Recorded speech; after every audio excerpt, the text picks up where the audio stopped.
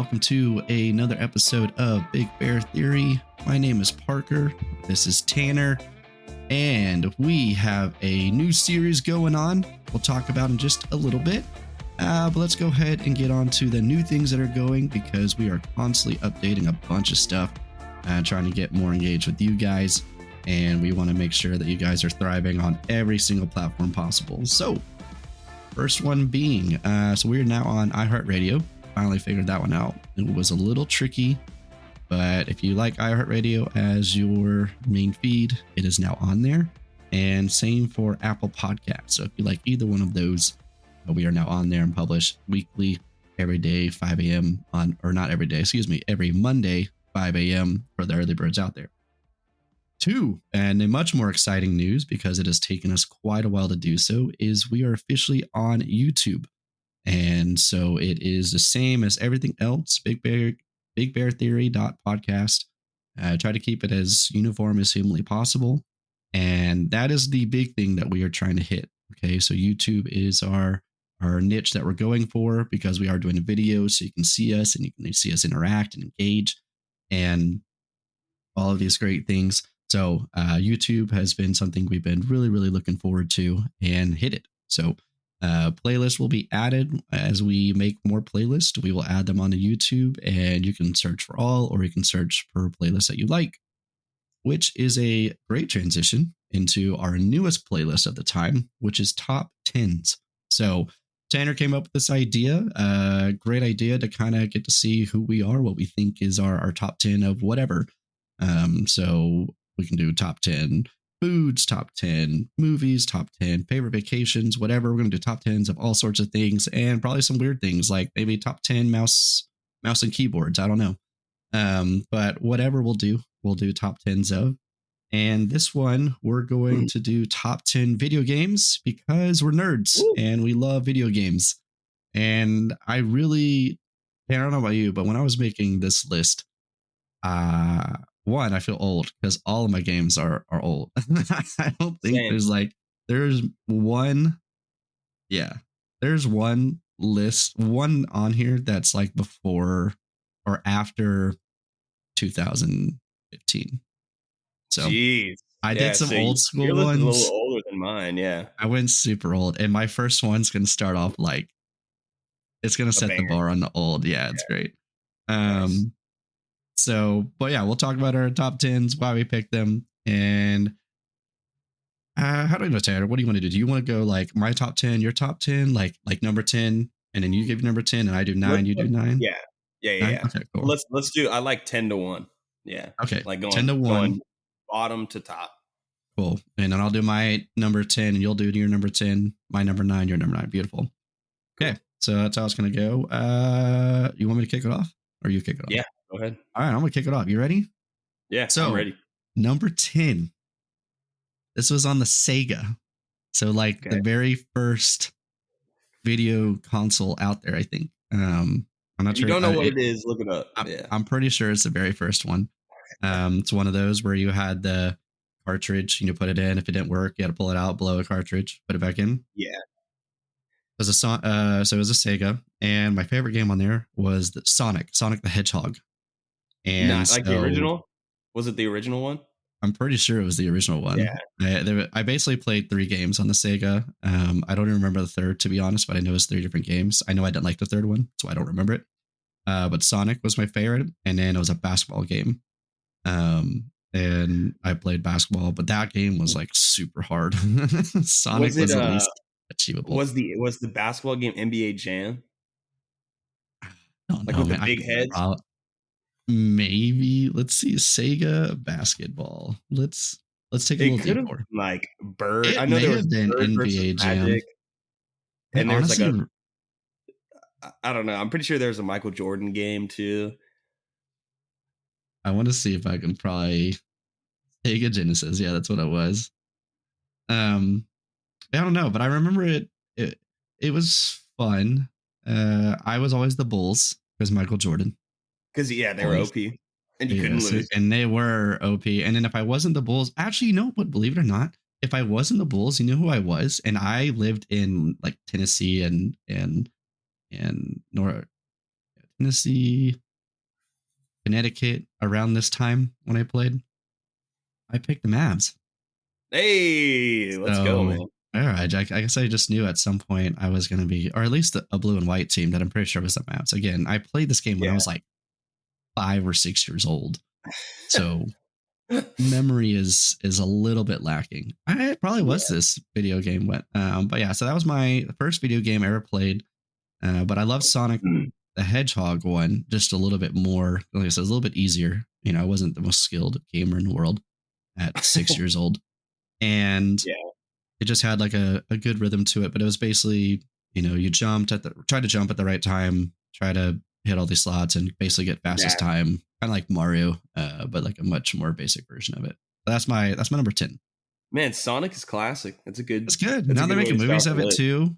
There's like you know, the red Sonic character. I think his name is like Knuckles or whatever. They're making a movie on that. I saw that on the Super Bowl commercial. Man, did you ever play the Shadow game, Shadow the Hedgehog? Mm-mm. I think it was on PS3 or something. I have a very vivid memory of that because I had to ask my mom to be able to play the game because it was rated teen. Oh geez. And I was like 9. But the only like he just said like one cuss word in the whole playthrough, but that made it teen. So I had to ask my mom, and I'm pretty sure for like a year she was like, no. That's and that was one of the first. That was one of the first games with like guns. Oh, I got a lot of those coming up. Yeah, me too. Me too. Just wait. Yeah. Okay, well, for my 10, I'm kind of matching you with like classics. I'm going Super Mario 64. Heck yeah, brother. On the Nintendo 64. Also cartridge based gaming. Yep. So, definitely had a lot of times of having to blow in the cartridge if it wasn't working. People now, I mean, nowadays, man, it's like they don't even like GameStop's about to go out of business. They don't even sell like discs anymore, you know? The power of PC is coming strong, or really just internet, I guess, because I mean, all the games on PlayStation now, Xbox, you can just download now. Yeah. But Super Mario 64, man, that was like one of my first. I think it was definitely my first open world experience playing video games, and like, man, I fell in love. I had played some of the other Super Marios, like just like Super Mario Bros. 3 and 2 and 1, and that was very much just. I mean, that was before they even explored the idea of being able to walk 3-dimensionally in a Mario game. Yeah, you know, like it was like the Sonic games too. I mean, like Sonic used to be going sideways. 3D. Yeah, you go left or right, and it's just a scroller. But man, this Super Mario game, it's even interesting now because you can go and like people still play this game, and like I know it's like a huge game for like speedrunners, and like you can go see people beat levels in like less than a minute, and it's That's like so crazy, dude. Yeah, and it's like it's so cool because it's like it was back when they didn't know exactly how to make an open world game, so they didn't know all the limitations they had to put on it. Yeah. So you see like countless like exploits of it, like like cheating the system. Like that's how the speedrunners do it. Like, yeah. But man, it's so good. I played it on that, and then I know they came out with it on DS. I had it on my DS too. I don't think I ever had a DS. Classic. I had the Game Boy Advance. Oh yeah, Game Boy Color probably. I had the Game Boy Color Advance, and I think that was really after that. I don't think I upgraded anything past that because at one point I did have the PlayStation handheld thing. I totally forget what it's called. PSP. Yeah, PSP. Yeah, I had that, and that thing was legit, but I just never really capitalized on that. So it kind of, as soon as I got it, it died pretty quickly on my realm. All right. Yeah, I remember before we leave off, I remember Super Mario 64, the final boss with Bowser was like super hard. It was like my first time playing a game and not being able to beat it like immediately. You know? Like it was like I had a lot of like that was my first game with trial and error in a video game. Yeah. And like being exploited to like losing. It's crazy. I watch a couple streamers, right? And it's crazy how they analyze, because they're playing like I watched them play Star Wars, Mm-hmm. that one like Jedi with the guy. It's like has nothing to do Fallen really with the plot of Order. Star Wars. Yeah. Yeah, Fallen Order. There you go. Thank you. And like they will go to these bosses and they're already analyzing, okay, I have to time it like this. And I never really thought of that when I played these games. I just tried to just do whatever. But Yeah, go hearing in and them hit. actually Yeah. strategize and like, okay, I have to double jump at this point and everything. Yeah. Oh, Yeah, dude. crazy. So it's like I want to go back and like think of it that way, but to me, it's way more fun if I just kind of like try to attack whenever I want to attack and Yeah. then get over Yeah, it. no, I'm very much just put me in front and then I'll do it, you know. I don't want to get all the Exactly. side quests and everything. I want to beat the game first. And that's why I have my number 4. That one's gonna carry real good into that one. But I'll backtrack. So number 9, again, going old school. And the reason I put this one on there was because back in my day, those good old days, phones had buttons. And this was the best game to play. It was like one of the first few games you could get on your phone. And it was the best when you had buttons. Like they still have it, but it's not as fun on iPhones and Androids and things. But when you had buttons, this game was legit. And you could always outdo yourself. And so this game was Tetris. Nice. I So thought you were going to say Tetris. Snake. Snake, yeah, a lot of people. I figured a lot of people would probably say Snake, but to me, Snake was overly simple. Yeah. Not that it's not easy, because it definitely gets really really hard, and there's a lot of strategy to it. But I just never, hit the arrow up and then hit to the left, and then I got. But Tetris was fun because it had just enough shapes, and you could really start getting strategies going. And I think Think the on your highest level I feet. got to, yeah, you could always get to like a higher level. And I thought that was a lot of fun. I think the highest I could get to was like level 10, but pretty consistently level 10. And it was satisfying when you got the 4-row clear out, right? Yeah. That was the Yeah, all ooh. blows up. Yeah. And so that was my favorite. I think it was the first phone game. I have like I put like a theme to it. I picked like 2 like old school to phone games. I kind of try to do it like that way. So that's because I ended up having like 15, so I got some honorable mentions as well that I'll throw on I'll give there. me But too. Tetris, a solid number 9, kind of the childhood game when literally games just got on your phone, and it Yeah. was an actual colored screen. Like the first one I ever had was a colored screen, but it was literally blue, like a light blue, and then white. That was What was there it? wasn't What was your actual phone called? colors. Do you remember what your phone was called? I know it's a Nokia, and it was not Dang. even a flip phone. It was a just Straight up, yeah. yeah, straight up phone. Had Yeah. soft keypad buttons, and that phone did not. I think it did actually. I think that phone actually had Snake on it, but it didn't have anything else. And then what I played Tetris on was it wasn't on the Razor, but I think it was kind of when the Razors came out. Those those phones. So basically, when the flip phone came out, is when I started playing Tetris on the phone. But Nice. nothing special. There wasn't like a cool memory. I just remember playing it all the time as a kid, and then I think it's worked really well for my quote unquote dad skills.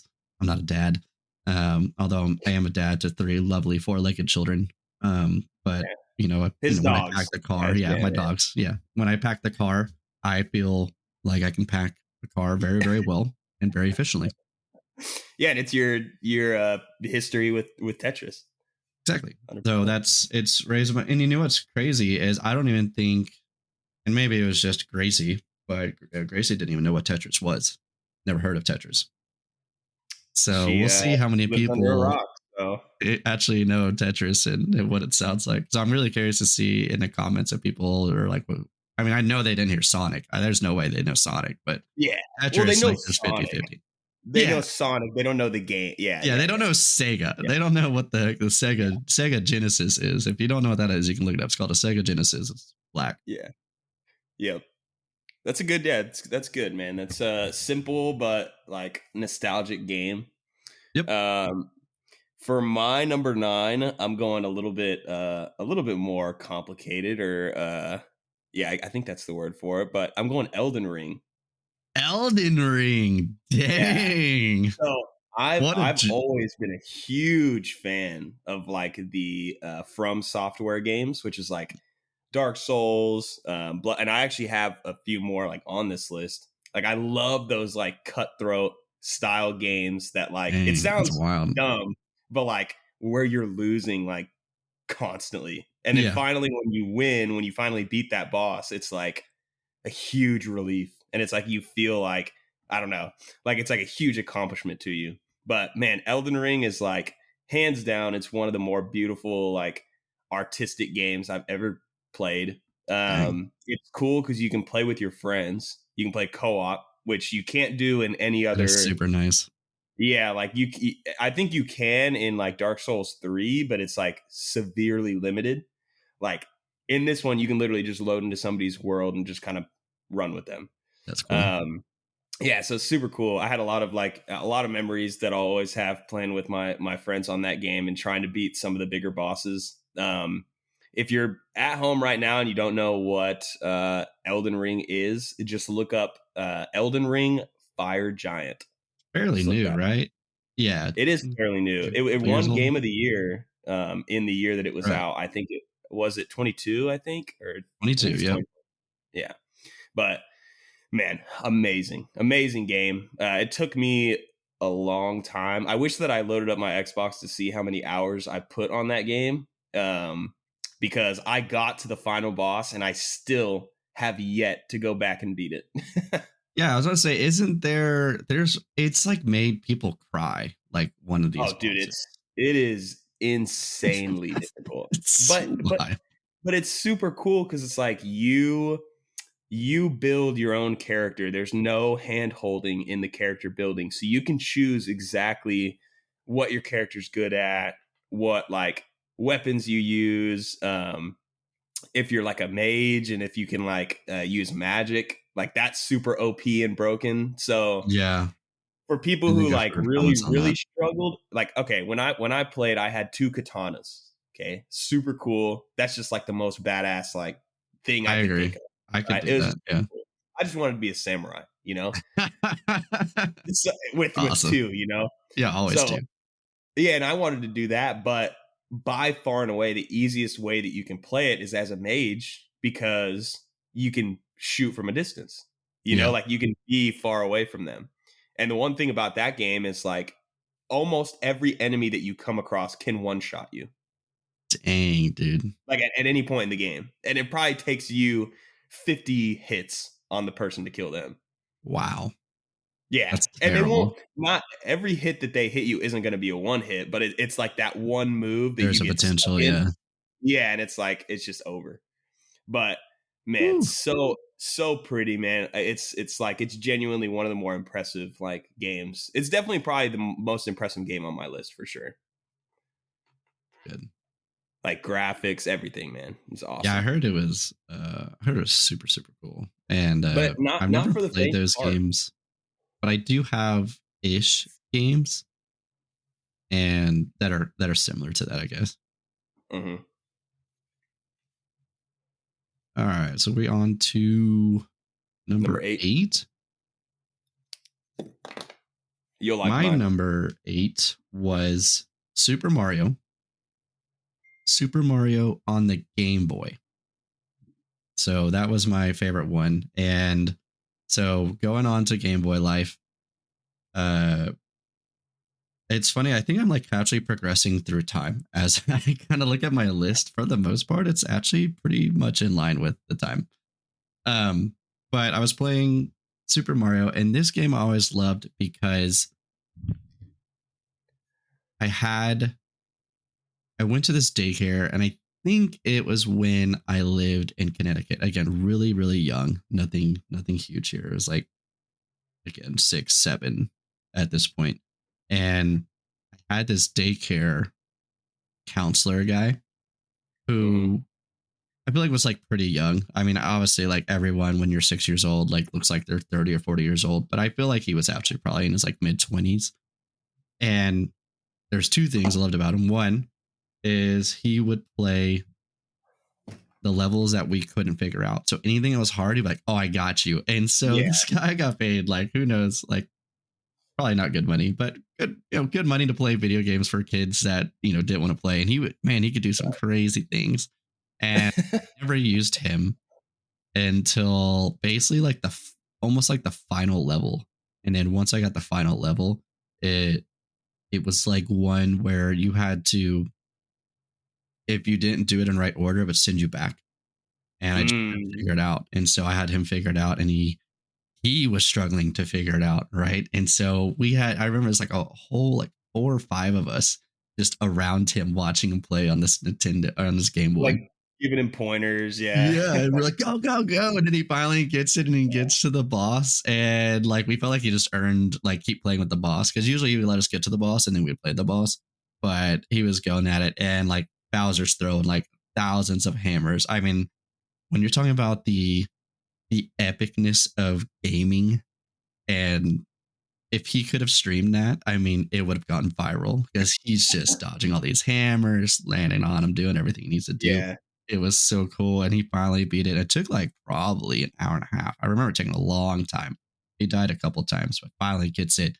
We're all cheering. And it was like that was the final level of all, before you went into the stars. So Super Mario, it was like dots, and then it had a star level. So you do all the levels again at a star level, which was, I guess, just more advanced. But that was my favorite. And I also liked the guy because he liked pulling teeth. It was like this weird thing. So, we're always losing our teeth at that point. And so he would always, this guy pulled out like 4 of my teeth at this time. Oh my God. So, yeah. They would say, hey, tooth's loose. And he's like, I got this. And those suckers out. And so, yeah, he made me a lot of money from the Tooth Fairy. Jeez. So, yep, a lot of teeth pulling, a lot of Mario playing.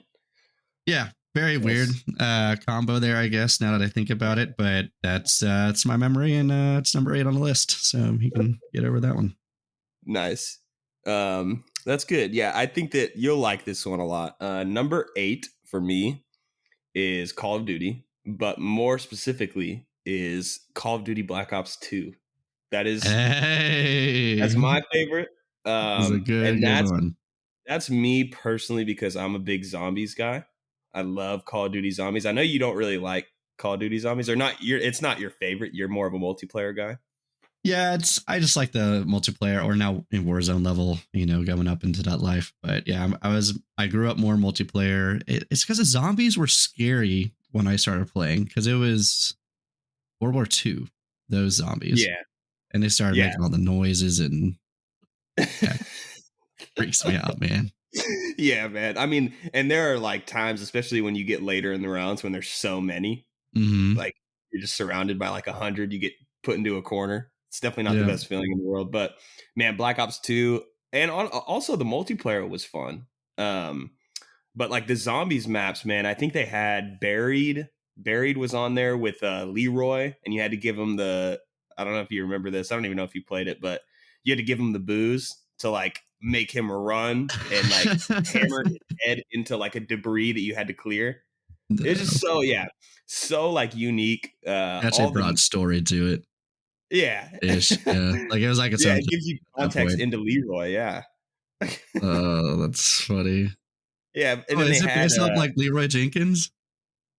I think that's like kind of who they're going based off, but it's if you've seen it, man, he's like 6'5", 6'7", huge dude. Like, just like he only has overalls on. He doesn't have a shirt, just overalls, just jean overalls. But man, yeah. And then at the end of that, to get to Pack-a-Punch, you got to go through the mansion with all the witches. And they take like, you can go like Pack-a-Punch costs $5,000, 5,000 points. And it's like, you want to go into that mansion with like 20 grand, because every time they hit you, they take 2. And there's like 15 of them going through there. Jeez. So like you walk in there with 20 grand, like, this is easy. But then you get out of the mansion with 0, and you're like, what happened? Yeah, but very good game, nostalgic. That was also the first time that they started putting in the like Easter eggs. Like you could actually beat the zombies game, like beat the zombies map, which I always thought was really interesting. It's cool. I do like when there is like a beat to it now. I kind of like the I don't even know if they're still doing it because I haven't watched it. I literally just watch all games now because I can't play. Because my life is terribly busy, unfortunately, and it's really sad. And I don't want to talk about it. But I kind of like that open world that they're doing right now, like the I don't know, half DMZ, half Warzone. I think it's a cool concept. So, but I know there's no, at least in the first season, there wasn't really like a story. Like once you did everything, you kind of you're kind of done.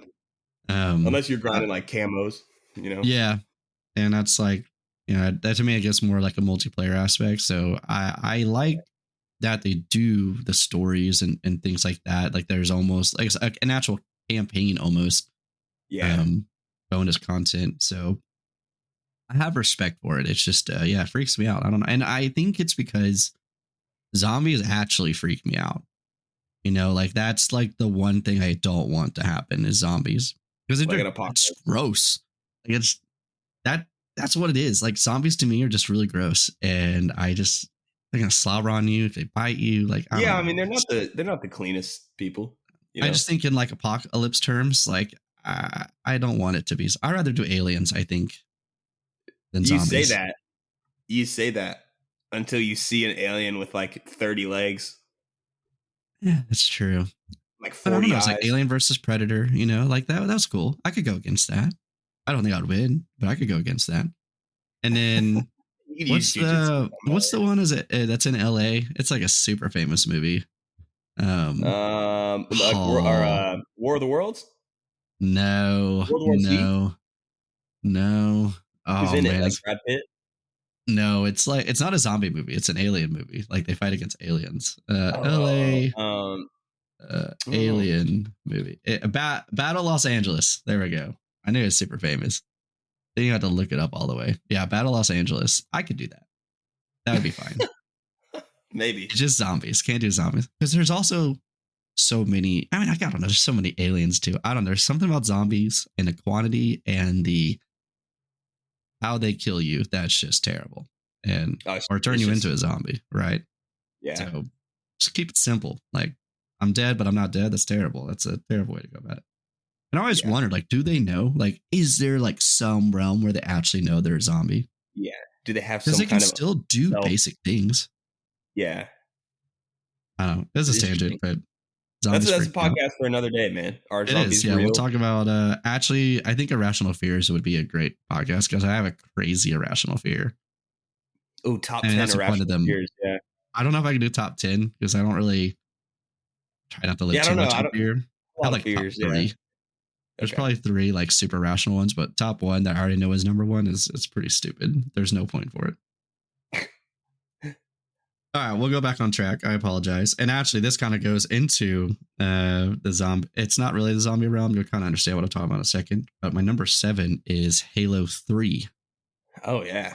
Halo 3 in particular. I love Halo 1. I love Halo 2. It was actually really hard to pick between Halo 2 and 3 because Halo 2, the pistol was beyond OP. And I like a lot more of the campaign. The reason why I put Halo 3 though was one, I couldn't get the Halo games. I don't think my parents would really let me, or just didn't buy it. I don't remember, but I remember when we got Halo 3. I say we as my cousin. I went to my cousin's house all the time, and he had all the Halo games. Always is, yeah, dude. He got me in the Halo. It always is, yeah.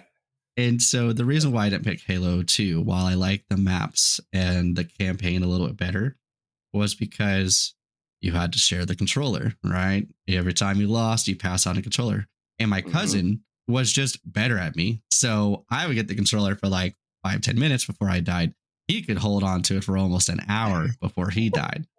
And that usually meant that it put me at the harder level and would die even sooner. Yeah. And so it's just, and he'd be like, give it back. Yeah. Yeah. And I was an only child. You know, my cousin was basically the closest thing I had to a brother. And so I was a brat. And I didn't want to share. I wanted to play the whole game and I wanted him to watch. And I was older and I felt like I could do that, but I could not.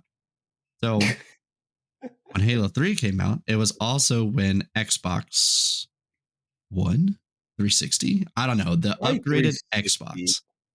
And it was the first like massive upgrade in visuals. And you could see. Probably 360. That sounds like 360. I feel like it was a 360. And but the man, we were like, you can see the scratches on his armor. It was like that detailed. And so we were watching it. So I love the upgrade and visuals. It was super cool. I mean, we kept like, oh, look at the elites, look at Yeah, the the plasma elite. grenades were one of Yeah. my favorites, just like look at everything. So the appeal was super cool. What was the sword Usually called? Was it just a the plasma sword? plasma sword, I think is what it was called. Yeah. Dude, that That was thing looked whenever you even would get sick. that, man, you felt like you were on top of the Oh world. yeah, you were rampaging through the whole scene. Yeah. I even when the sword died and it was just basically like brass knuckles, like I was a bunch of people, man, just popping them, Yeah. just popping. I didn't care if it died. No, that's funny. But part two that we made a favorite game was a co-op because you could play the whole campaign as a co-op. So one of you would be Master Chief and the other one would be, I think, that Sergeant. Or I think in the end you end up becoming the elite, the good elite that ends up helping. Yeah. And I just thought that was really cool too. So that Halo 1, 2, and 3, all the Halo series I thought were absolutely great. I think the stories are phenomenal. Halo 3 just kind of won for me the most of the charts because of the co-op and that visual, man. Like, woo, we were like just in awe at that one for sure. Yeah, dude, I'm glad you included Halo because when I made my list, I completely forgot. Really? Yeah, that's I completely forgot to put Halo on here. But yeah, man, that's Halo 3 was fun. I remember playing that. And I kind of had a similar experience, like going over to a friend's house that was allowed to have it, but I wasn't allowed to have it. And I wouldn't tell my mom. I would like play it and go home. She'd be like, "What'd you guys do?" Be like, "Oh, play basketball, you know." That's funny. I think my mom knew she just wasn't going to support her house, like she just kind of like let it be, but like, which I think is fair, I would say. Yeah, it's fair. Man, it's funny. Number 7 for me, this is a switch up, man. I'm going Pokemon. And more specifically, I'm going Pokemon Red because Pokemon Red is the first one I played, and that's probably my favorite. Any Gen 1 Pokemon, you show them to me, I can probably tell you their name. I got a steel trap in here with Generation 1 Pokemons. There's 100, was 152 or 154 Pokemon? Yeah, it's 150 something. And then I think Gen 2 goes up to like 175, maybe. Yeah. I could probably get a good amount of Gen 2 too. But man, Pokemon Red, I mean, that was 151. Like, I knew it was a unique number. 151 and Red. I think like some of my favorite are like Alakazam, the dude with the 2 spoons. Dude, Alakazam was so beast mode. Gengar. I loved Alakazam. Gengar was sick. Super sick. Yeah. I'm a big Charizard fan. I'm not sure if you are. Charizard, Rapidash. Dude. Rapidash. He was neat. I loved Raichu actually. Raichu, I don't really care for Pikachu. I felt, but it was funny. I remember I felt bad for liking Raichu more because he's like kind of the bad guy in the animated series. And Pikachu obviously lives on forever. He's like 1,200 years old. I always liked Raichu a little bit more, man. I thought he was so cool. Yeah, dude, it's and then Dragonite. Great, Dragonite was my favorite dragon. Ooh, yeah, yeah, Dragonite. Let's see. I think like also it's just like Pokemon. I wanted to put I put Pokemon Red on here just because that was the first one I played, but like Pokemon Go. Man, before I worked here. Oh no, I didn't do that. I was working at Palio's Pizza and I was delivering pizzas all day and I was playing Pokemon Go all day. Like I was dude.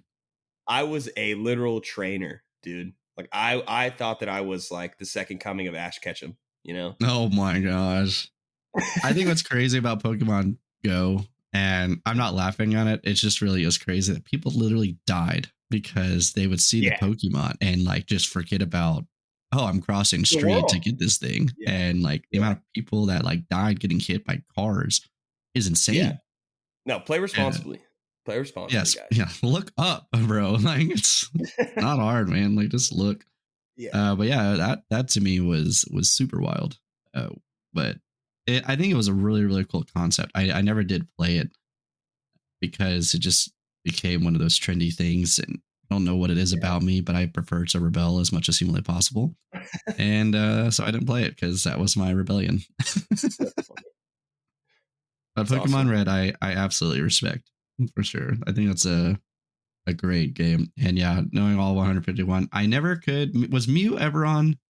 Mewtwo was. You could get him at the end, but I couldn't remember Yeah, if you could get Mewtwo was Mew. on original Pokemon Red, but I think Mew was like a later addition into Okay. like later Pokemons, I think. But Mewtwo, you got him in you went to like a cave, Yeah, it'd be dark. and you just like find him. Like he's not like an encounter. He's just like waiting there. Mm. And you like fight him, dude. And that battle is super hard because Yeah, it's super fun. I think the only thing that's strong against Psychic is fighting, or I think so. And then, but Psychic is strong against fighting. So I'd walk in there with like Hitmonlee, Hitmonchan, like all these other fighting type Pokemons. Yeah. And it would be like, I would land one hit, it'd be like 10% health. And then it would be like one shot, dead. Then I gotta walk in person. And it's like, okay, 10%. Okay, dead. Yeah. That's funny. But Yeah, I did remember. I actually really enjoy it. I love that, and the Elite Four was a lot of fun. Yeah. Love doing those. All right, my number 6. Now we're going a little different, right? I feel like I've kind of hit kind of the same thing. We're gonna go fully different. Getting into sports. Ooh. And my favorite sports game was Tiger Woods PGA Tour 2005 in specific. Nice. And the reason why was, one, all these games are great, but I felt like this was at its prime because I learned how to do the controls really, really well.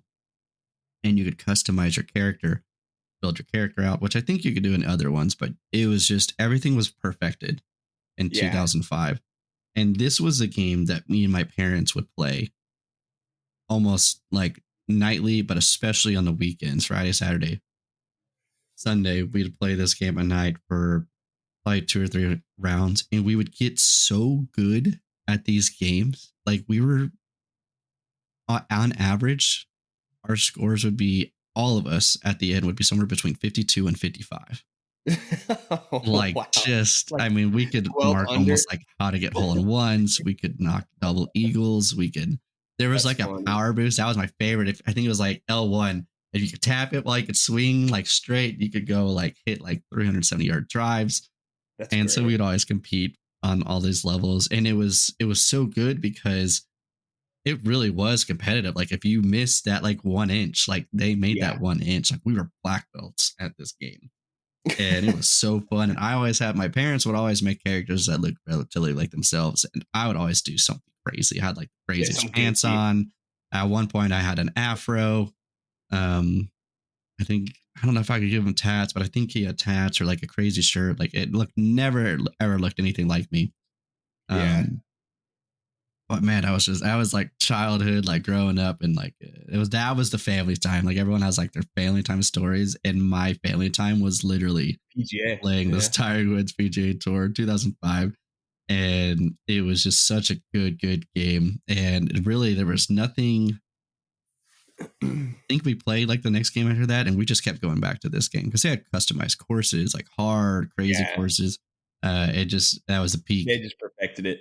That was the peak, and it's hard to beat after that. So all-time favorite, big family bonding time.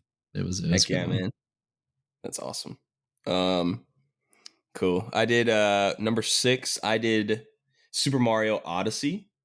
This is haven't even heard of that one. Yeah, it's a new and improved Super Mario 64. Like, it's on the Switch. It came out like maybe 3-4 years ago, maybe a little bit longer than that. It's gonna make me feel old if you tell me the release date. I think it's like, it might be like 2017, honestly. It would help if I could spell Odyssey correct. I'm not even gonna tell you how I try to spell it or not. ODI. It was like because I use Audacity to kind of help with these podcasts. ODA. So I spelled AUDI. Oh, yeah. But I'm going to blame the fact that I use Audacity to help with the podcast, and we'll leave it at that. 2017, that's not bad. Yeah, but very fun game, dude. You can like, there's like many ways that you can get to every level that you need to get to. Like basically you can parkour your way through the entire map. There's like very limited hand holding. You can basically choose what you do. Very cool. Nice. It is literally just a much improved version of the Super Mario 64, but much easier. This game was much easier. It wasn't very difficult at all. I like I think I beat the final boss on like the first try, which is like wow. Super Mario 64. You couldn't even like fathom doing that. Yeah, that's crazy. Yeah. So, but very good game. If you have a Switch out there and you need a game and you haven't played this, play this. Cool. Oh, it's on Switch. I have a Switch. I could probably play it too. Jason and I usually play Mario Kart and heck yeah. What's the other one where you can play like the Wii Resort?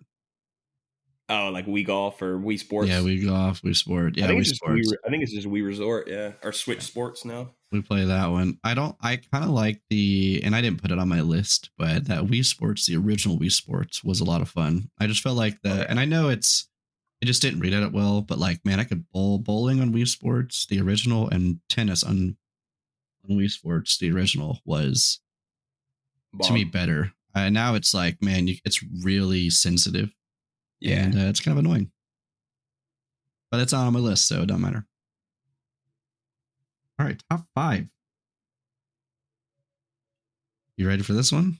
Because we have at least one similarity going on. My top 5, my number 5, was Black Ops 2. Nice. Okay. So yeah, Black Ops 2 was my favorite too. And the reason was, one, I thought like the multiplayer was really good. There was a perk called Commando, so you could knife people from a million miles 20 feet away. Yeah, 20 feet away. And this was nice because, I wasn't really good at these games when I started playing them. And it took me a long time to even get remotely good. And then when I put on Commando and I would just kind of panic, push the button, it would kill them. You could compete. So I could actually get close to a 1 KD and be fine. And I was like, heck yeah, man. So I go Commando, and it really helped me kind of get movement down. And I think that actually improved my gameplay overall. And then it was the first time I ever played hardcore mode too. And the pistols, the TAC 45 in particular, was like my favorite pistol. That thing just, man, line it up, shoot, fire, done. It was such a fun one. And so I used that for like a really long time, got it gold. It's like first time I got like a weapon gold. And then the 5.7, that thing started popping off because it was still like 5.7, dude. Yeah, you could have killed those. Sure. So I did single. I did that single gun on it. But on hardcore, if you could pretty much get chest above, it was still a 1-shot kill. Wow. And so you could still get, and you had a lot more bullets. So you kind of spray, because the TAC 45, I think you only had like 8 or 9 bullets. Whereas 5.7, I think you had close to 15 or 18 bullets. And so I could be a little bit more panicky if I wanted to and still get the kills. And so those were the times where I was finally getting like +1 KD was on those. That's awesome. So it's just a time and where I could finally evolve to the next level and not be like literally, I think most of my games, I was so terrible. It'd be like 2 and 20, like just disgusting. Absolutely disgusting. I was like, I had a good game. I got like 6 kills. Yeah. And, or I'd be like 7 and 7. And that was like a good game for me.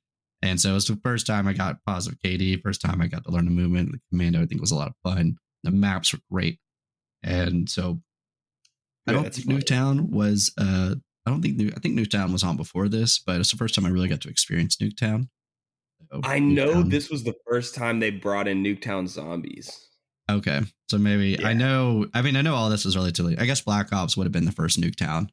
The original Black Ops, but yeah, Black Ops 2, just the kind of the end of an era, beginning of a chapter of me actually starting to be kind of good at these games.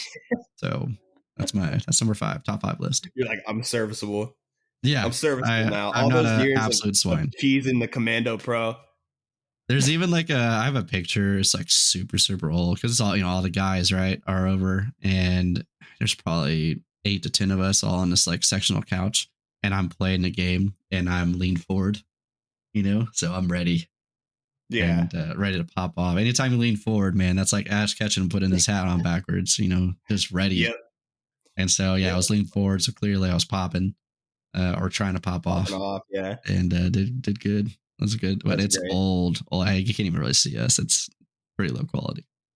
Great photo though. That's that was number 5 for you, right? Yeah, that's number 5. Okay. Number 5 for me. I am going back to the From Software games, so like Elden Ring. I'm going Bloodborne.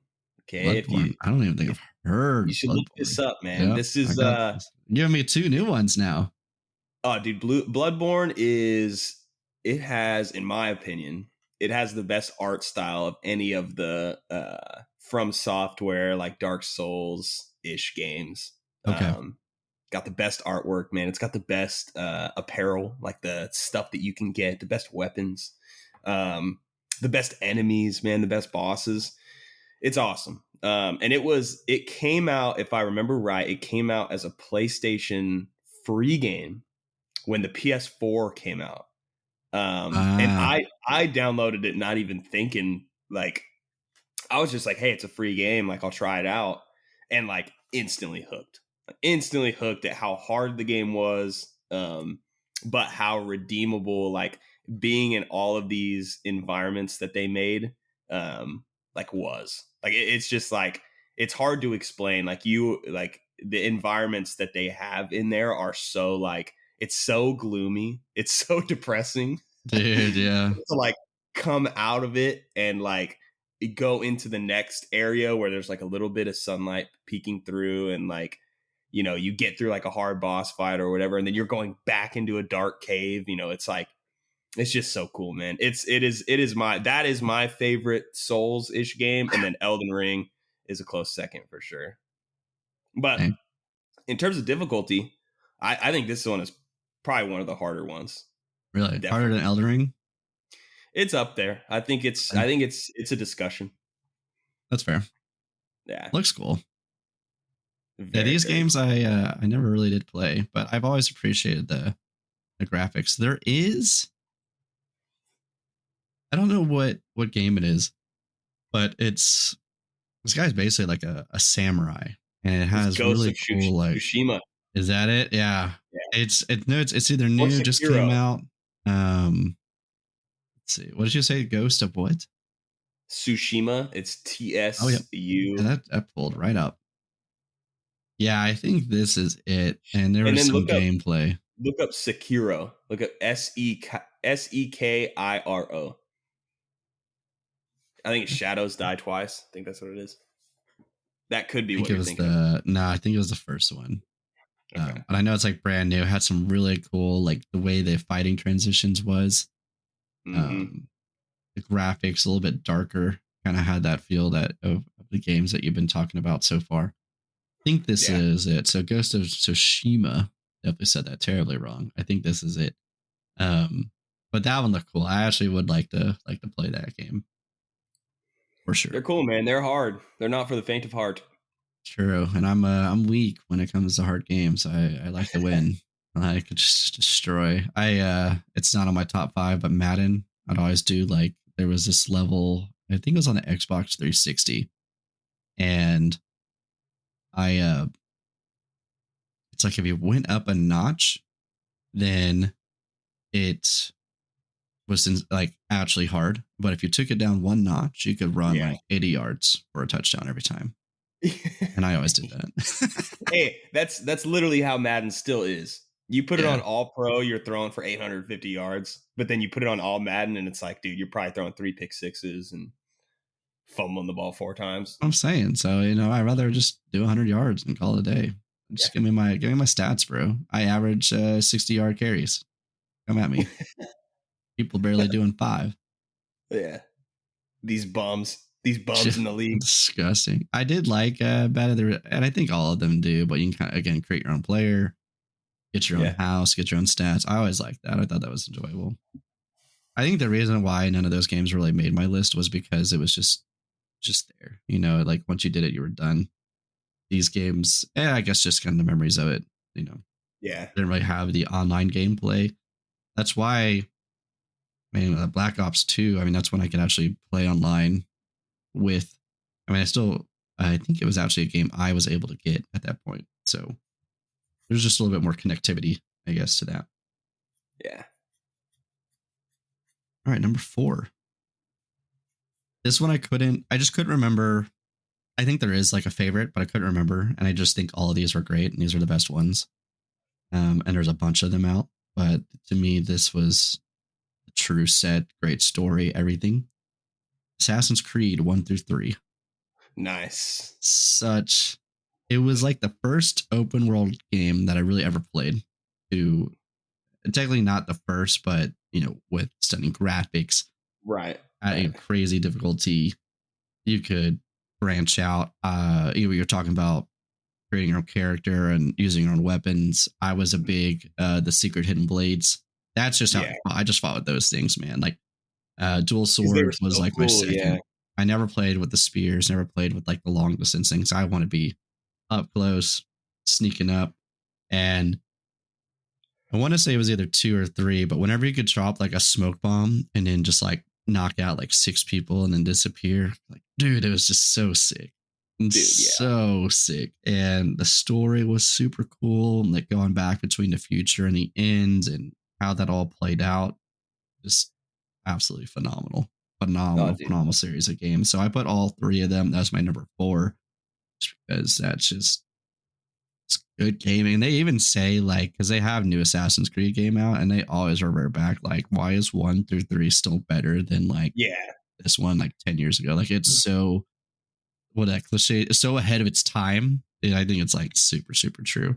And I just love the cloaks. Oh man, super cool. So, no, I mean there's not many things that I would rather like that I could think of that would make a better game rather than being an assassin. Yeah. Like it's that is cool, man. Yeah, it's like one of the that's just super cool. I agree. I love that. I also didn't put that on my list, so I'm glad you included that. Because that was going to be one of my honorable mentions for sure. People probably think we're like psychopaths. We're like, I just want to be an assassin. Like, that's a cool thing, guys. All right, we're not obviously wanting to kill people, but you wouldn't get it. Yeah, you just don't understand. If you don't understand, that's all it is. Cool. For number 4, I went with, this is the game that I'm playing now, but came out, I think in 2008. But it's Fallout 3 New Vegas.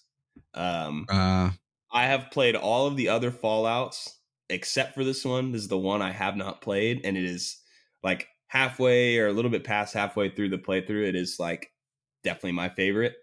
And for those of you who don't know, like Fallout is just a game that you're playing in a post-apocalyptic kind of world, and it's supposed to be this like empty wasteland. And you're meeting all these different characters and stuff. And I really love the Fallout games because it's like you can build your character to where you're more charismatic or more intelligent, or you can build them just strictly brute force. So if you build them brute force, you're not going to be able to do anything in dialogue. Like you're not going to be able to persuade anybody or like have anybody as your companion. But when you get in combat, you're going to kill everybody because you're super strong. And then vice versa. If you go into combat when you don't have your strength up, but your charisma's up, So there's a lot of different ways that there's a ton of replayability in this game. Mm-hmm.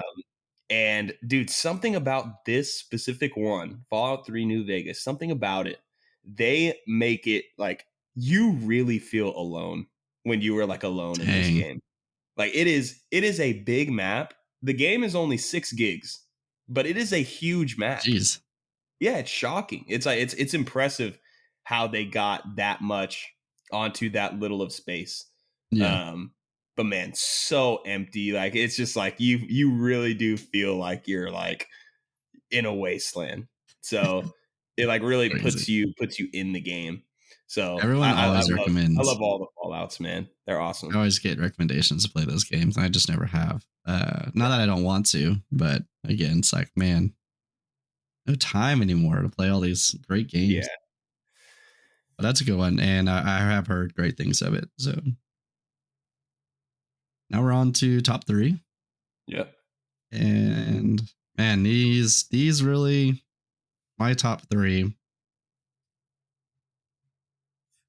I wouldn't say are like the most insane to play, but either kind of have that mix of they're the most awesome to play or just the top of the memories. I think I really want more memory based off of my top list. And so number 3 for me was Zelda, Nintendo 64. And I always never could say that, or the Ocarina of Time. Oh yeah. Ocarina. I don't know. But that one was my all-time favorite because when I went to visit my grandparents in North Carolina, they're very, very classy people. Like, they lived in North Carolina, grew up in Jersey, but kind of fancier New Jersey, and I just called them my fancy grandparents. That's what I always call them. They're just super proper. They taught me how to literally eat properly, how to do like table manners, all that. Like etiquette was like their big thing.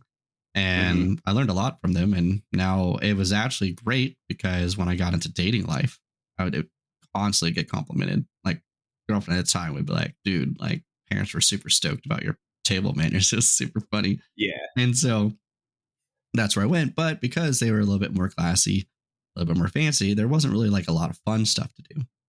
But my uncle was a big gamer, still is a big, just one giant, like awesome human nerd. And he's just like super cool human. And he had a Nintendo 64 in like one of the guest bedrooms. And it was called the red room because all the rooms had a different color. This one was the red room. And so pretty much every time I go to visit, I would literally just go up and I played Nintendo 64. And if I ever had any difficulties, I go to my Uncle Tom. And I think I just call him Tom. Like I don't even think, like he's an uncle, dearly beloved uncle, but he's Tom. And anytime I got stuck, he would just give me like a little bit of a clue to help me.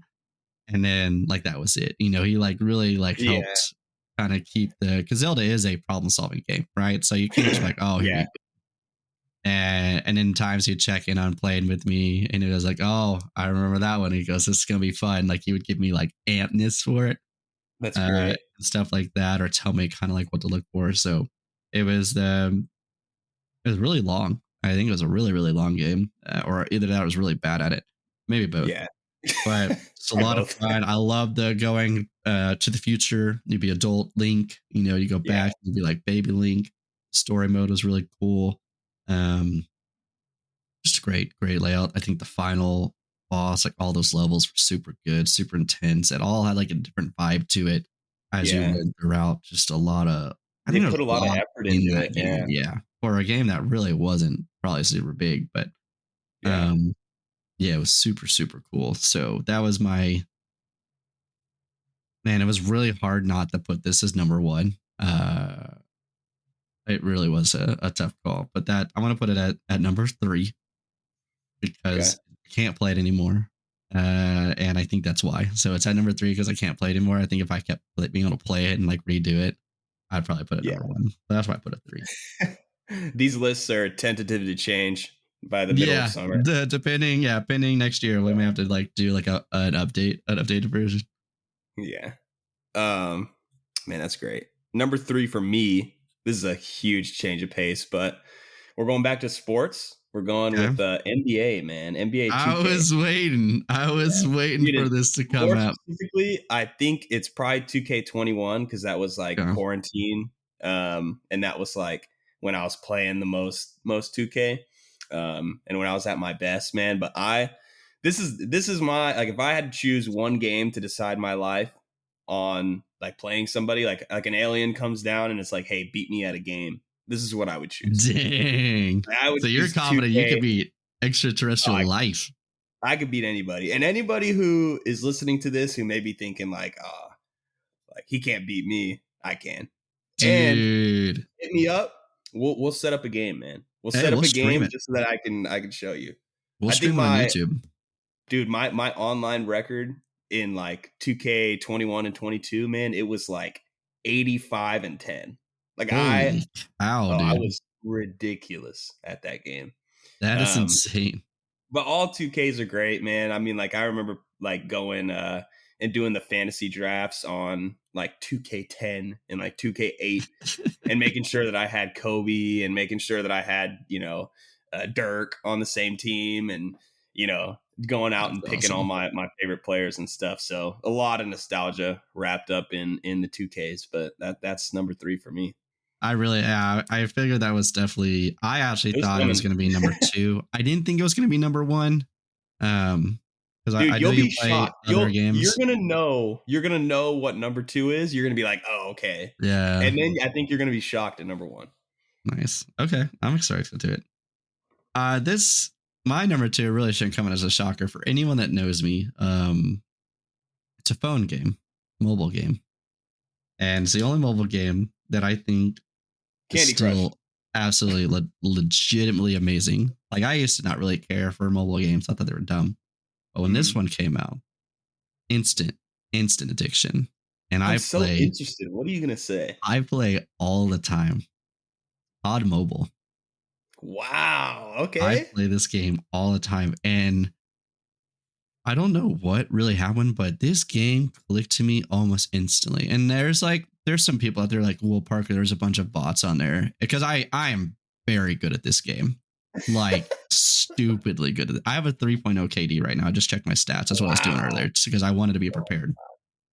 And hold on, so this is just like, it's just regular COD, right? Yes, it's multiplayer. It's multiplayer, and there's Warzone. What's it called? Blackout. Yeah. Oh, so there's battle royales in there, and so I love the battle royales. That to me is my favorite. The multiplayer is really good too, and I'll play. Like, I love the gun game, especially team gun game. Team gun game is super cool, super fun. But yeah, in the multiplayer alone, my KD is 3.0. Like, and it's so the MVP. So when I was number 1 of my team, out of 1,100 games, I've placed number 1 424 times. Oh my gosh! Yeah, and I've placed top 3 760 times. Dude, like, I'm insane. And this is lobby of like 100, right? That's no, that's the multiplayer. So the multiplayer. Oh, okay. That's what it is. In the battle royale, they don't really give you as good of stats. Like, they don't tell you what your KD is. And yeah, there's no way to really grade that. But I can tell you, I've played 689 matches and I've won. So place number 1 368 times. More than 50%. More than 50%. Insane. My accuracy is 32.6. And honestly, it would be higher. It's just a snipe. I do sniper, either sniper assault rifle, or if it's ending in like a closed area, I'll do sniper submachine gun. Dude, that's and I've insane. been MVP 248 times. That is insane. I didn't know you were such a COD Mobile guy. So I'm like really, really good. And so I want to go back, because again, there's going to be some people that are like, well, you play with a lot of bots, and that's true. But I've gotten all the way up to, there's ranked play. Battle Royale is ranked play, and I've gotten all the way to the end. So I've gotten all the way to like legendary or whatever it is. So past master, past grandmaster, onto legendary, like trying to achieve like top 250 people, of which I just don't have the time to get there anymore, because you have to play like a lot. I mean, you go. And odds are like there are more than 250 people in the world that play this game every single day for like 4 hours. Now, I'm not saying I'm like top 250, and there's definitely people better than me, but like I am like, the bots are easy. It's very easy to tell when they're bots, because they hip fire and they burst fire. So you can tell they're a bot really quickly. But I have played against like real, like you can see it's like the way they move, you shoot at them, they slide away, they spin. Yeah. A lot of them are snipers. So there's a lot of good sniper wars. I had a great ending. And it even happened to me too. But it was like this last guy, and he shot at me, and because it kind of tells you where you got shot at. Mm-hmm. And literally zoomed in and like, bah! And that was like the end. Like, I like total like 90-degree change, put it right above his head, popped him, and that was the end of the game. Nice.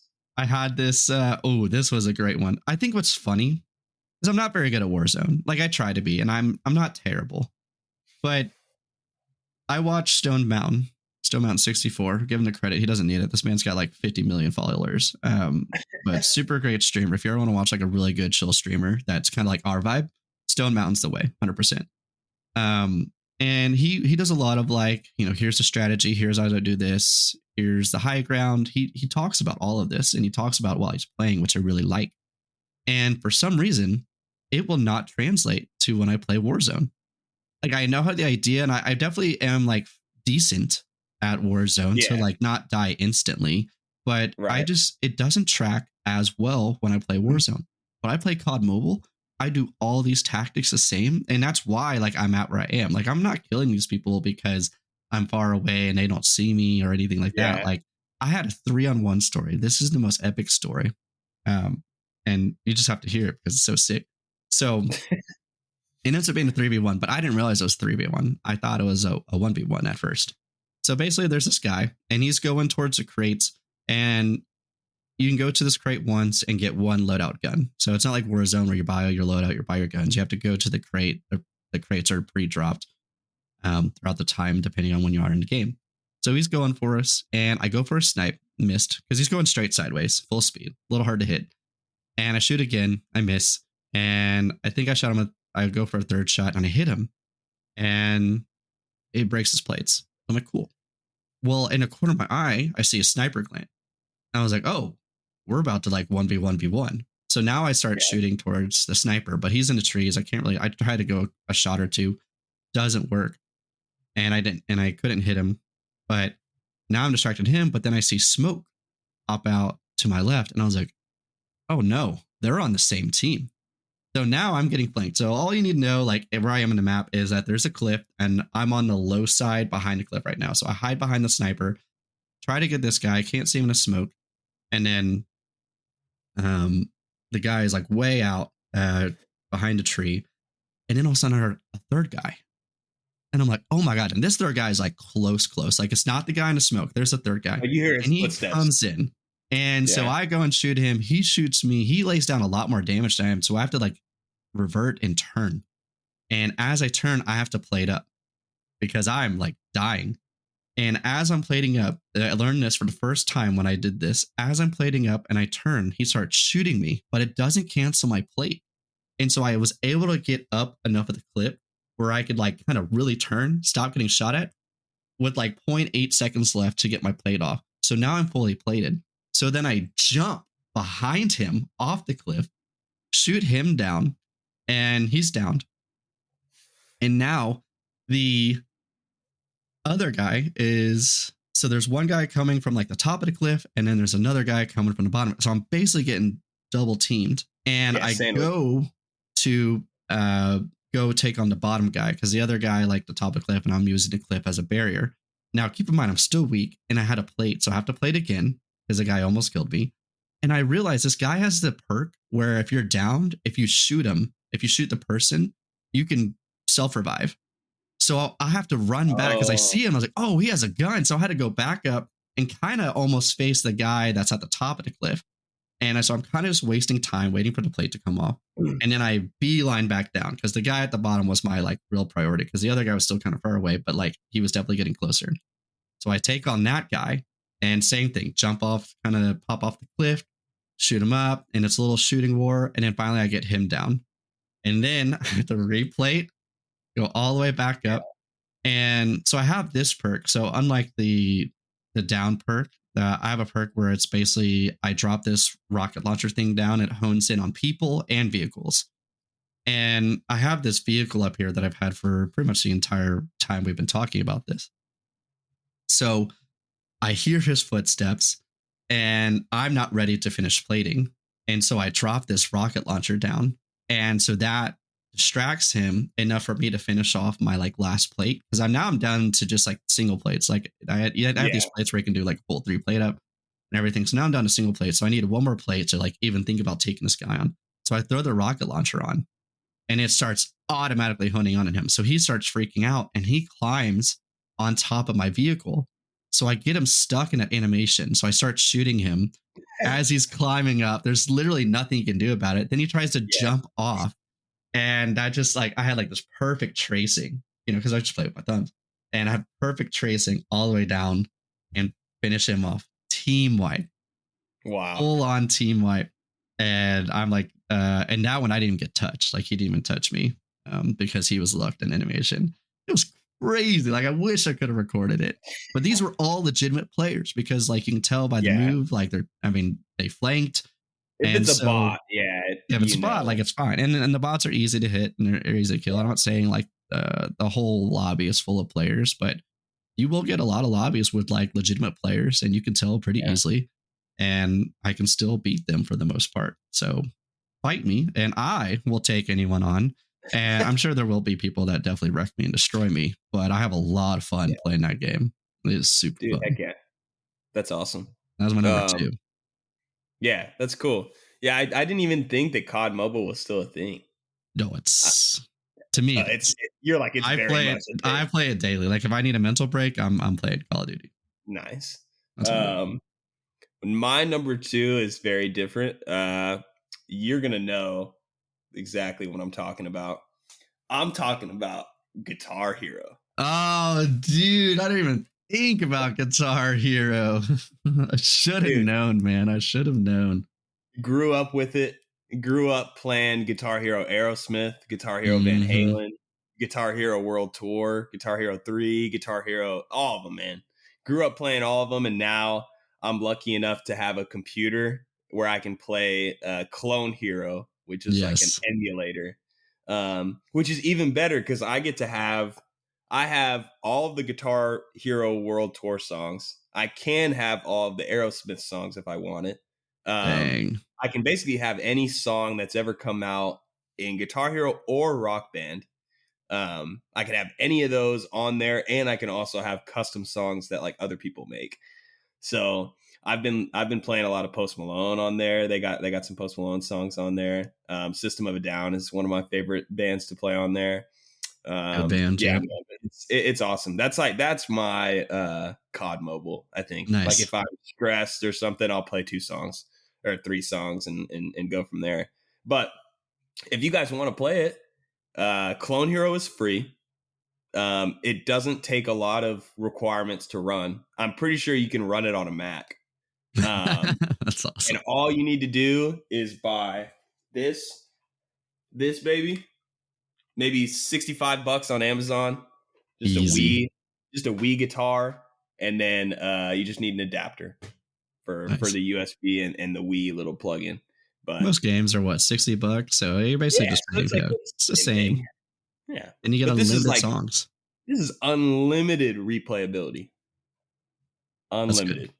But yeah, man, love Guitar Hero. I wish I could play even like 10% of real guitar, but unfortunately, I can tell you guys now that your skills do not translate. It stays. Don't. Yeah, it stays on the 5 buttons.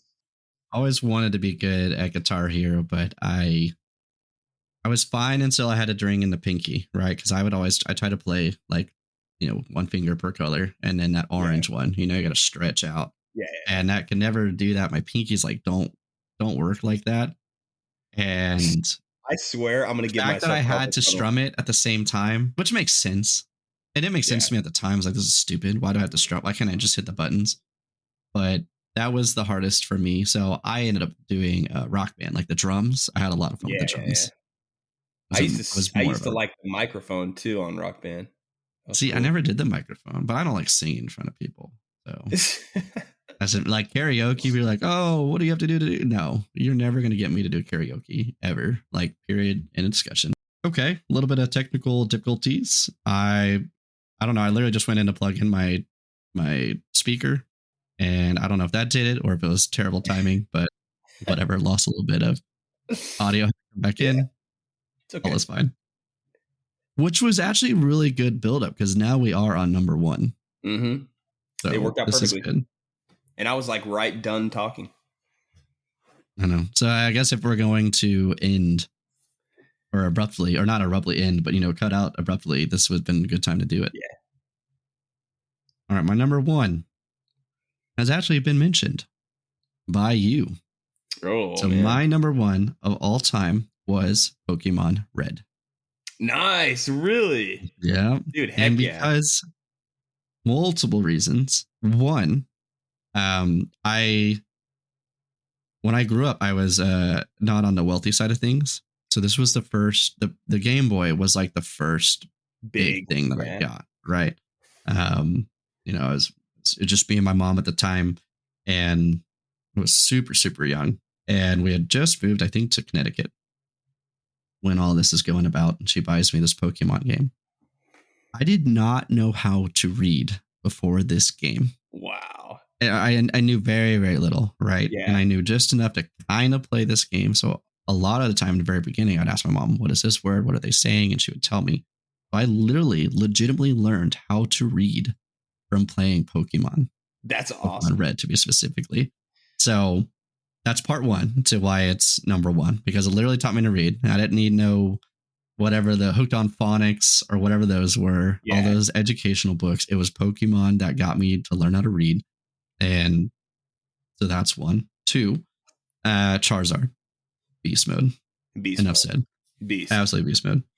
And in Pokemon Red, there was, I think it was the 7th boss, whatever the flame boss was. And he lived on like this island. And if you went like up and down on the side of this island, you could get like level 100 plus Pokemon. Oh, and so I used it. Yeah. And so I used that to stack all these Pokemon.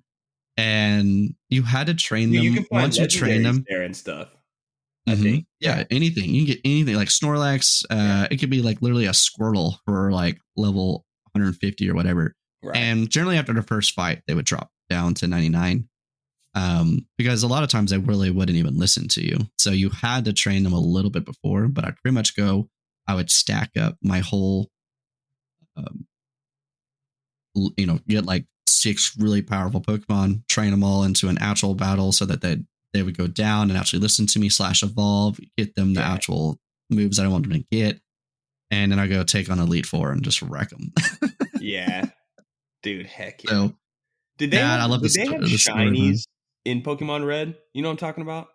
That the first time they did the shiny ones, I want to say it was Sapphire. Okay. Because I remember when they started doing that one too, and doing the like, you would find a Pokemon.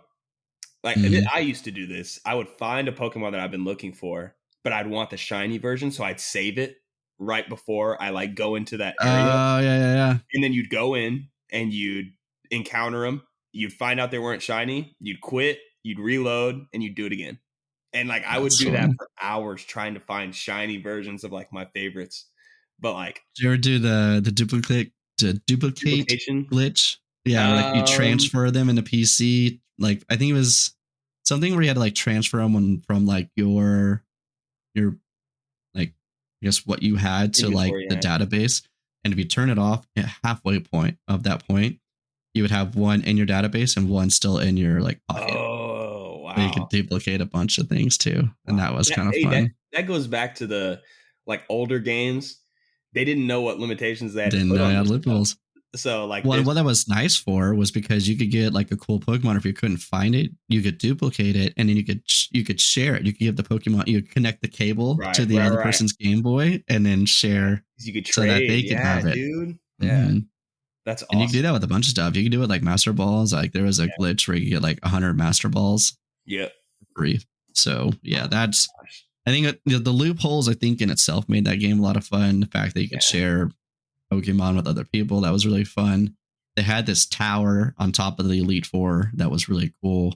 Yeah. They had like a slots, like a casino, I believe, in Pokemon Red, so you could play on the casinos, and that was a lot of fun. I just felt like they had a lot of cool like little stuff that may have been slightly overlooked.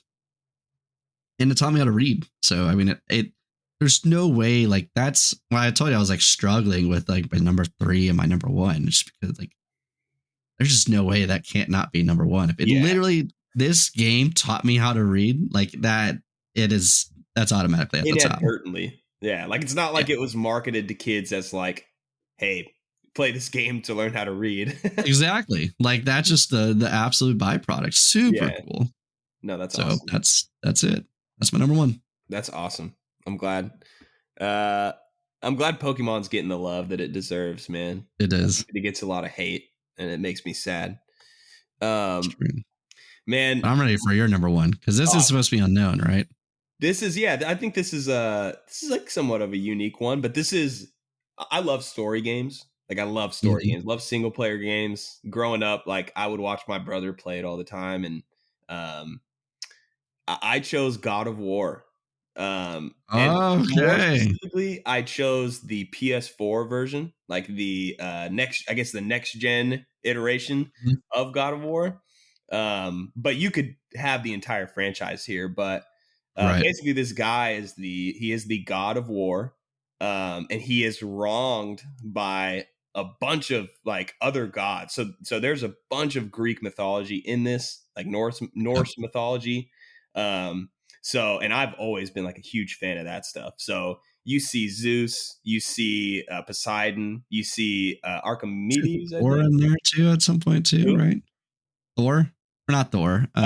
Yes, Odin. he's in the end credit scene of this game that I'm talking about. Okay. And he's Nice. actually, I think you actually fight him and kill him, or I don't know. I don't know. I haven't played the newest one, but he's Right. actually in the newest one, and he's actually fat. Dang. He's huge. He's fat. Yes. But Yes, I do. Yeah, I just am starting to remember some. I watched some gameplay yeah, of it. but it's like So, the combat in this one is like top notch. The boss fights in it are really cool. All the bosses are like, I mean, more. It's either some Greek mythology character that actually exists. You know, you can go and look up like lore on them away from the game. yeah. So it's either that or it's like super difficult. And then once you beat the game, you're able to go to a realm and basically do like more or less you're like trying to get a high score in an area. So it after you beat the game, it kind of reverts back to an old like arcade style game with like replayability where it's like you're going into an area, you're trying to get the high score.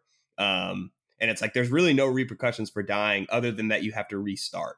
Okay. The game's already over. But also after you beat the game, it gives you a chance to do New Game Plus and get like special achievements for it. And it's Oh, like nice. it's like much more difficult. But man, I mean, it's great. And the like acting in it, the dialogue in it is fantastic. It's Mm. an amazing story. It's a story about a dad and a son, like, and you see them like go through this, like, you know, you see like all their paths, you Yeah, know, they keep going they back and close forth. and Yeah. then they get really far away, and yeah, so it's awesome, man. It's Nice. amazing. It's, you know, God of War is one of the best franchises I've ever played. I haven't played like the oldest one, but I've played God of War 3 and then God of War the PS4 one, and then I Mm. will eventually buy a PS5 so that I can play God of War Ragnarok. But Oh man, just pull on a PC, get them ultra high graphics I don't on think it's there. on there. I don't think they have Is it. it on? I could have They sworn. have the one I'm Maybe it's the talking other one I about. have. They have Gotcha. the God of War 2019. I think that's what it was. Maybe that is the one. Yeah, because so Stone Mountain again. I watch Stone Mountain all the time, and he likes games to have developed. You know, get rid of the bugs, and so Yeah. he'll usually play them later. So that's probably what I was watching. Was Gotcha. that one? That Yeah, makes sense. I think they added that maybe like a year or 2 years ago to Steam, the one that I'm talking about, and then the Yep. Ragnarok is like planned to come to Steam, but just later. Like I think it'll Nice. probably be like next year or maybe in 2 years. Cool. Yeah, I've heard good things, and I watched a lot of that gameplay, and it was super cool. This father son relationship is a lot of fun, in my Yeah, dude, opinion. it's awesome, man. So It's I respect it. really heartfelt, and yeah, like you'll beat the game and just be like, damn, I took for granted playing it this entire time. You know, you're like, I want to immediately jump back in and play another playthrough. See, that's what I feel like. Zelda was like that for me. You know, like it's just like saying like I want to kind of go back and play it with my adult brain now versus like Yeah. my 8, 10-year-old, 12-year-old brain. Yeah. That's good. Though. So, well, that's our top 10. Man, we thought this was going to be a short episode, man. but we got super pumped. But I'm not surprised because again, like, you know, we love our video games. We're on the nerdier side of that. And it just makes sense. So we'll see how long the other episodes are when it comes to this. And so what I'd say is if you have a suggestion, what you want to be our top 10, comment. And all this is going on YouTube. So leave a comment. Let us know. You can email us, bigbeartheory.podcast@gmail.com. Whatever it is, you know, do all the things. This is always for you. All of this is for you. We wanted you to kind of see our normal selves, right? So we're going kind of back and forth. What Tanner and I kind of described as we're playing through this creation of the podcast, right? We had original vision. We've started playing with a few things, and we're still trying to figure out where to put our path. And so what we've kind of decided, as we've talked, is we want to have Big Bear Theory. Everything is Big Bear Theory, but the Big Bear Theory episodes be the ones that are helpful for you, help you guys with life situations, whatever it may be.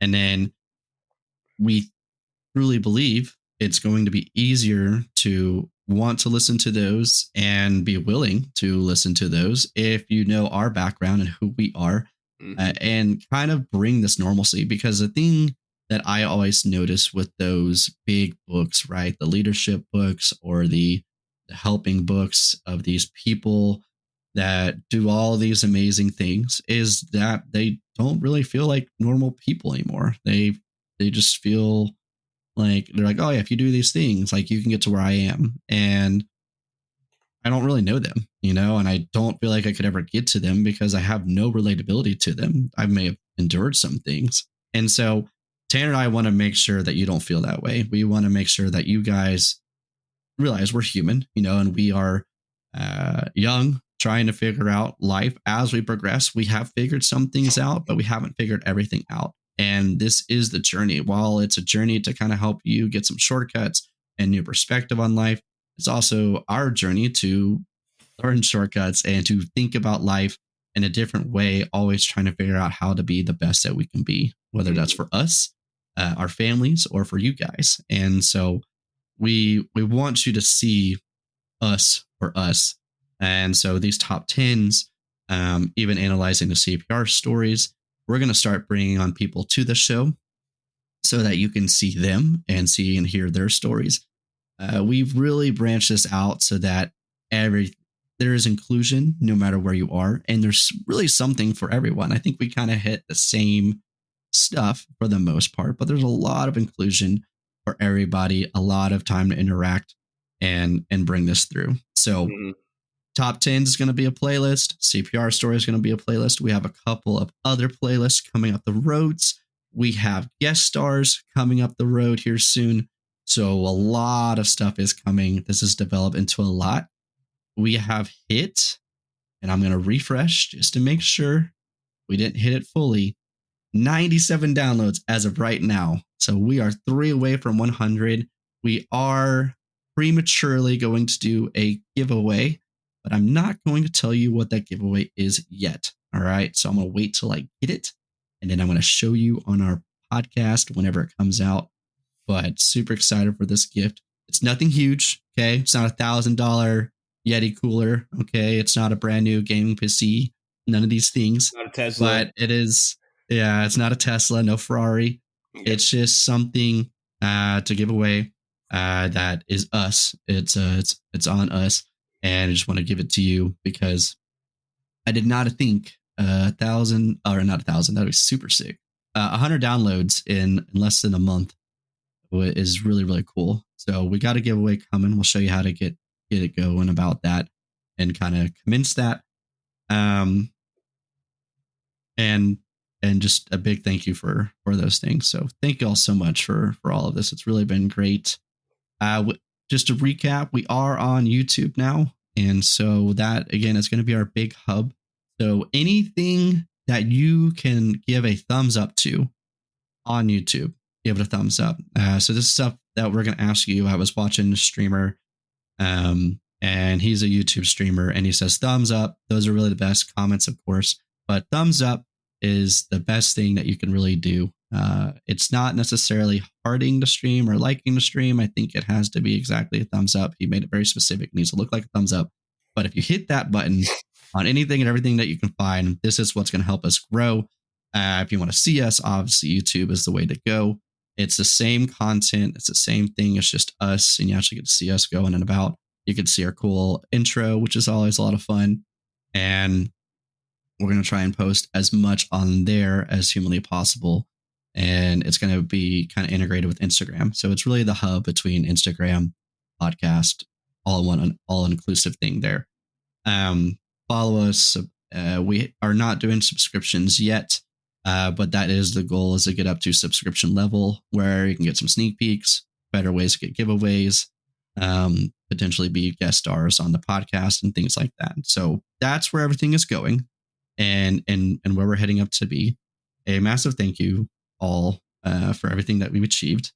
And then last but not least, I mentioned this, but I finally got the lotion for Mad Rabbit. And if you haven't seen the Instagram clip, I tried to, I don't know if you saw this, but I tried to I showed it, it's zoomed in, and I tried to put it in my hand, and it just exploded. You got all over my hand. You bargained for it. It was so much. I mean, it probably could have covered my whole body. You don't really need a lot for this stuff. And so there was a fail video. I don't know if it was a story or if it was a clip, but it was super funny. I haven't seen it. Give it a like. I thought that was humorous. But then I actually did a video. I think I did my bear tattoo, obviously, in amends for Big Bear Theory. That's not why I got my bear tattoo, but I thought it was in line with that.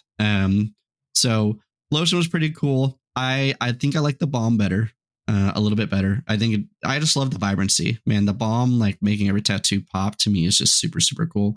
But I do like the lotion, and I usually use Lubriderm, which is what most people I think use. And I will say I think it is better than Lubriderm. So I will give kudos to that. I don't hate it. But Mad Rabbit's use words like light and non-greasy and things like that. And I feel like it just doesn't really describe it as well, but I don't know how to describe it other than those words. So yeah, it's light, it's non-greasy. But to me, the biggest thing is I was literally petting myself after I put this on. It was really weird, but I was rubbing my arm. I was oh, I'm kind of weirdly soft. It does provide, I think what Lubriderm is not, is this extra level of softness.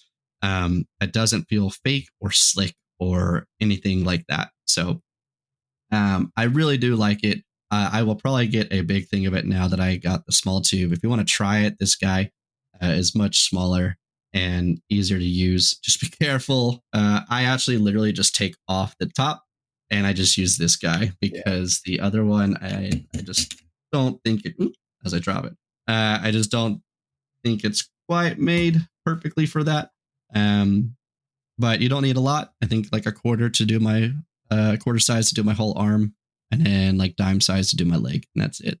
So we are working on other things, trying to get some other connections going on. I'm currently working on coffee, trying to get something coffee related for everyone, and I'm working on something that is really far stretched. But if we can get it, I think will be a huge hit for you guys, and that's to be determined.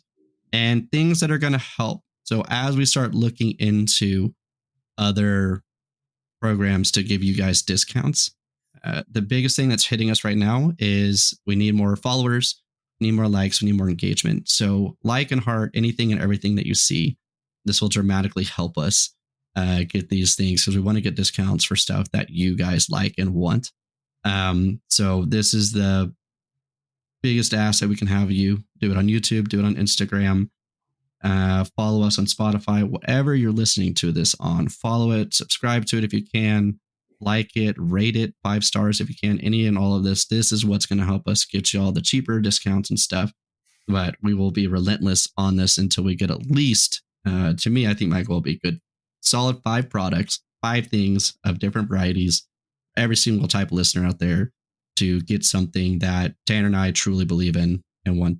We want to use it, and we want y'all to use it because how much we love it. That's why I love Mad Rabbit. And I just love using it because it's something that I love using.